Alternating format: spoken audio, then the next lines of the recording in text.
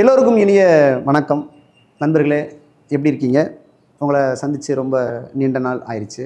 அதுக்கு காரணம் இருக்குது. என்னென்னா, சில பல காரணங்களால் பஃபூன் சேனல் தொடர முடியாத ஒரு சூழல் உருவாகிருச்சு. புது பேரில் உங்களை நான் இந்த நாள்லேருந்து சந்திக்க விரும்புகிறோம். அதுக்கான லிங்க் டிஸ்கிரிப்ஷனில் இருக்குது.